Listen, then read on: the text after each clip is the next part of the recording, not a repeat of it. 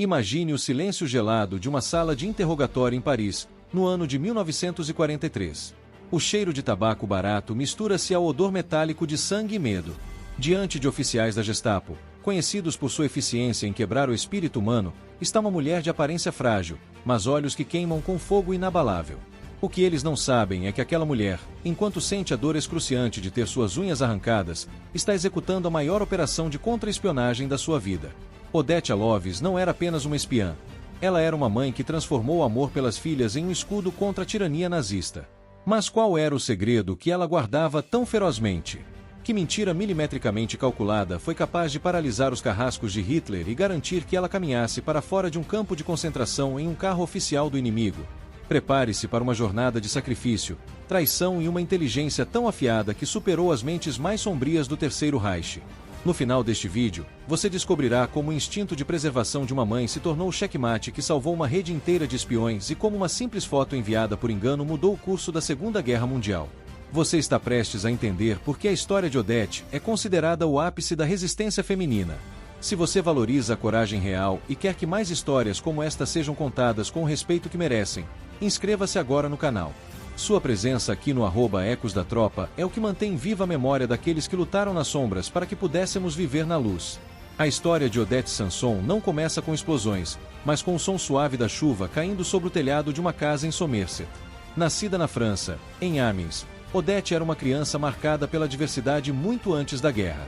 Ela sofreu de cegueira por 3 anos durante a infância e enfrentou uma febre reumática que quase a deixou inválida. Esses anos de escuridão e dor física não a enfraqueceram. Pelo contrário, criaram nela um mundo interior de resiliência absoluta. Em 1931, ela conheceu Roy Sanson, um inglês com quem se casou e se mudou para a Grã-Bretanha.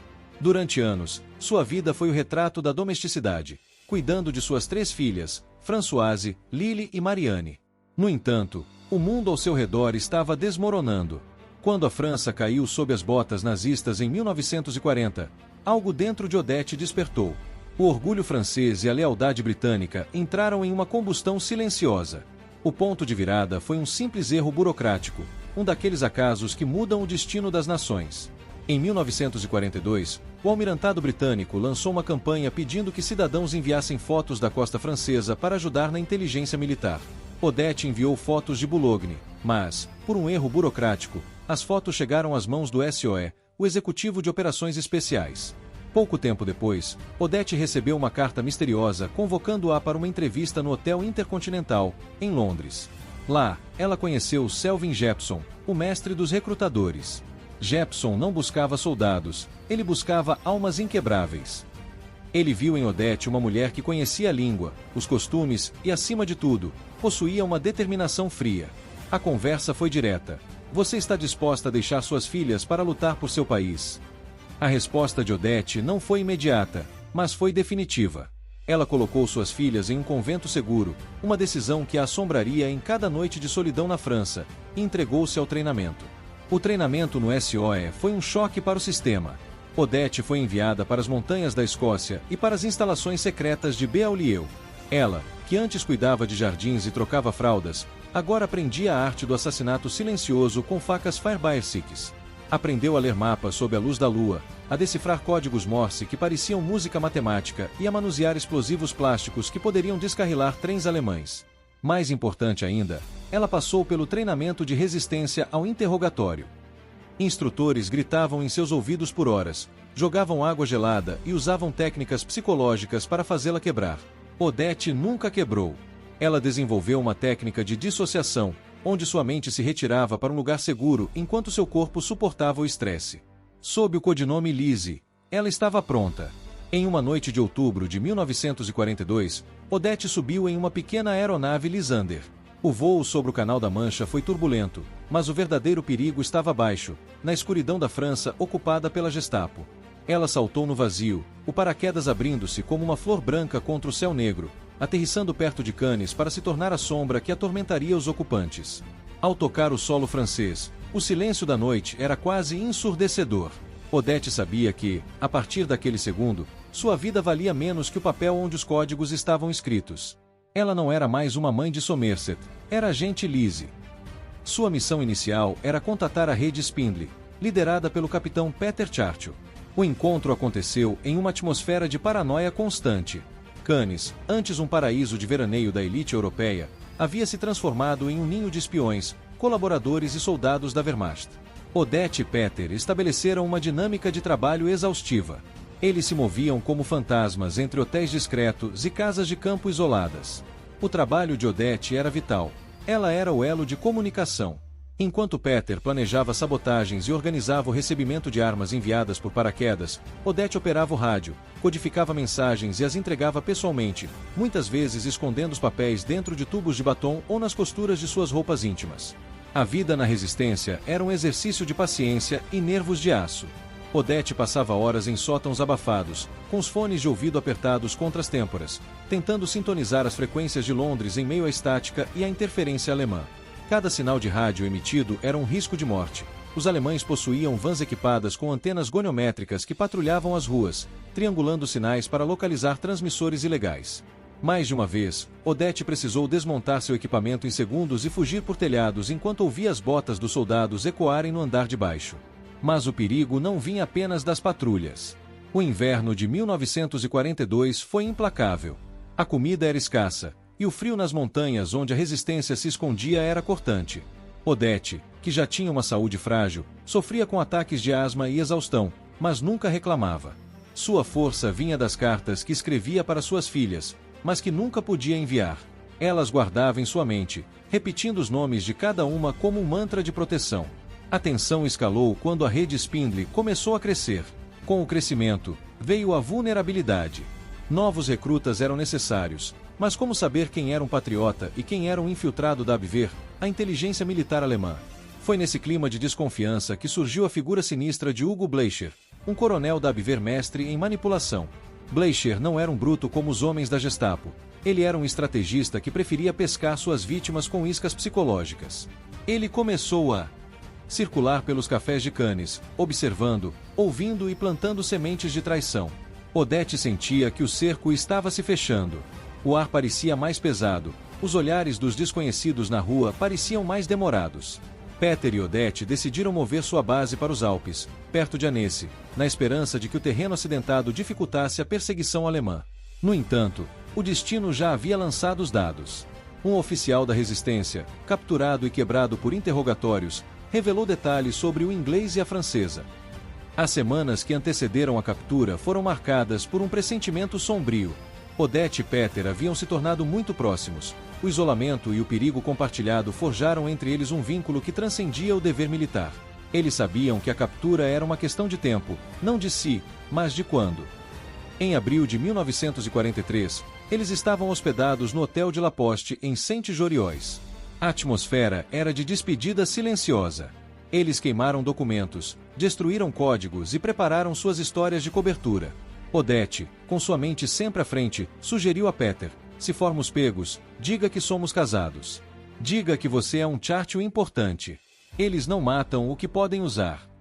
Naquela noite, enquanto a névoa cobria o lago Annecy, as luzes de veículos militares foram vistas subindo a estrada. A traição havia batido a porta. Hugo Bleicher entrou no hotel com a confiança de quem já venceu a batalha. Odette foi presa enquanto ainda estava na cama. Enquanto era algemada, ela não gritou nem implorou.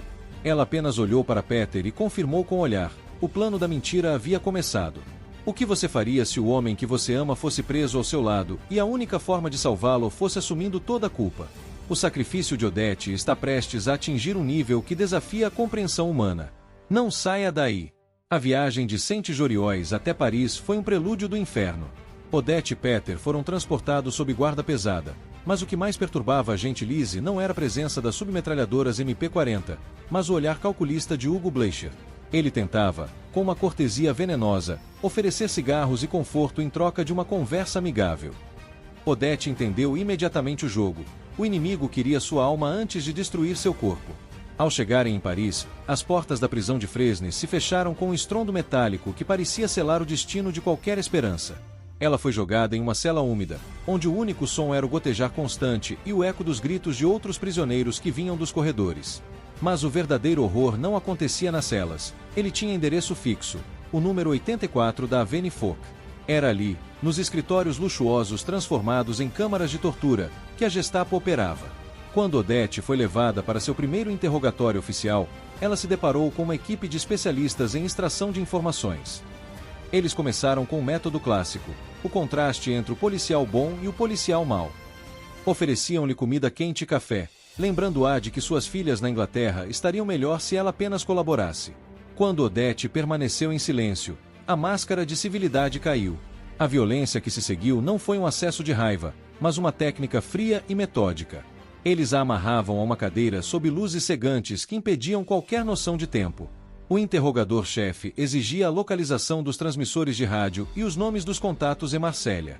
Odete, com os lábios cerrados, fixava o olhar em um ponto na parede e buscava em sua mente as imagens de suas filhas correndo no jardim de Somerset. Aquela era sua âncora. A brutalidade escalou para o inimaginável. Em uma tentativa de quebrar sua resistência, os carrascos nazistas recorreram à mutilação. Eles forçaram Odete a observar enquanto preparavam os instrumentos.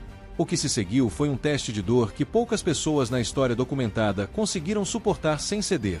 Uma a uma, todas as 10 unhas dos pés de Odete foram arrancadas com pinças de ferro.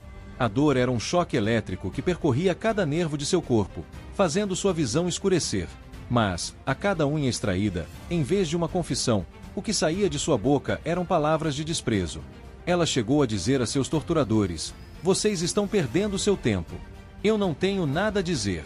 Matem-me se quiserem, mas não falarei." Frustrados pela falha física, os nazistas tentaram a tortura térmica. Aplicaram um ferro em brasa em suas costas, queimando sua carne e deixando cicatrizes que ela carregaria pelo resto da vida. O cheiro de carne queimada preenchia a sala, mas a vontade de Odete era feita de um material que o fogo não podia derreter. Ela desmaiou repetidas vezes, sendo reanimada com água gelada apenas para que a tortura recomeçasse. A ansiedade dos oficiais da Gestapo era palpável. Eles não conseguiam entender como aquela mulher, que pesava pouco mais de 50 quilos e tremia de exaustão, possuía uma fortaleza mental que desafiava a ciência médica e a lógica militar. O clímax dessa batalha psicológica ocorreu quando Odete, em um esforço hercúleo de vontade, olhou nos olhos do seu carrasco e sorriu. Foi um sorriso de vitória, pois ela sabia que, enquanto eles focavam sua fúria nela, seus companheiros na resistência estavam mudando de esconderijo e salvando vidas. Ela havia transformado seu sofrimento em um escudo para a liberdade. O elemento que salvou a vida de Odete Aloves foi uma mentira construída com a precisão de um mestre relojoeiro. Durante os interrogatórios mais intensos, ela percebeu que o sobrenome de seu superior, Peter Churchill, causava um tremor de incerteza nos oficiais alemães. Embora Peter não tivesse nenhum parentesco com o primeiro-ministro britânico, Odete decidiu apostar todas as suas fichas nessa coincidência. Ela convenceu seus torturadores de que Peter era sobrinho direto de Winston Churchill e que ela, Odete, era sua esposa legítima. Ela desenhou uma narrativa onde ambos eram VIPs da inteligência britânica, enviados para a França não apenas como espiões, mas como figuras de linhagem política. Essa mentira foi tão poderosa que alterou o protocolo da Gestapo.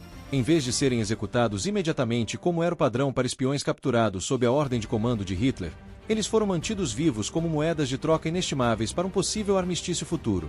O ápice dessa surpresa ocorreu quando ela foi enviada para o campo de concentração de Ravensbrück. Lá, ela passou meses em uma cela de punição chamada o Bunker, um buraco sem luz, com pouca ventilação e quase sem comida, estrategicamente localizado perto do crematório para que ela ouvisse e sentisse o cheiro da morte diariamente. Os nazistas esperavam que o isolamento a quebrasse, mas ela sobreviveu comendo grama e mantendo a dignidade.